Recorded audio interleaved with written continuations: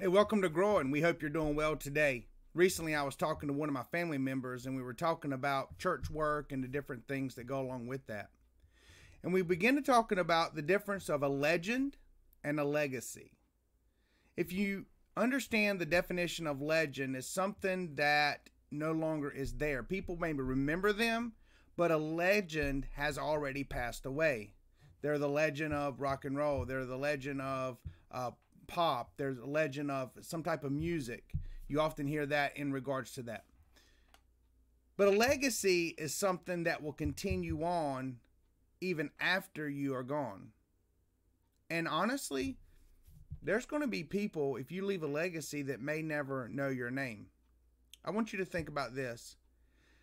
I think about the 3,000 churches that died last year alone in America that have these big buildings that used to be filled at one point during the 70s and the 80s. And now their property is sold off. Why is this? It's because people determined not to leave a legacy, but they wanted to be legends. What do I mean?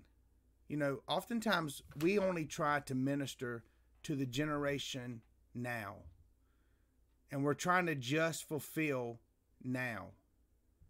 But I want to say we need to look 10, 20, and 30 years down the road because we have a legacy to fulfill.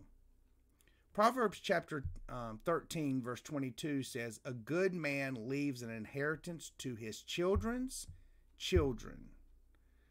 He didn't say just leave your legacy, your inheritance to your children, but your children's children. He said, I want you to look 2 generations down. I think about in our churches today, how is it that we can stop this bleeding? How is it that we can stop the closing of so many churches that used to be filled? It's because we need to stop focusing on just ministering and meeting the needs of the people right now. And we need to stop trying to be legends right now, but yet set a legacy. We need to start thinking 20 years down the road and how are we going to reach that next generation and that next generation? Because believe it or not, the times have changed. The Word of God is not changing a bit.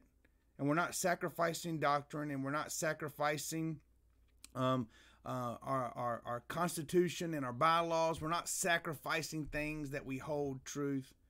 We're not sacrificing Christology or soteriology. We're not sacrificing eschatology. We're not sacrificing these things. We're just saying this, that we need to begin to look and leave a legacy for the next generations to come, or the churches that were once so strong will continue to die off.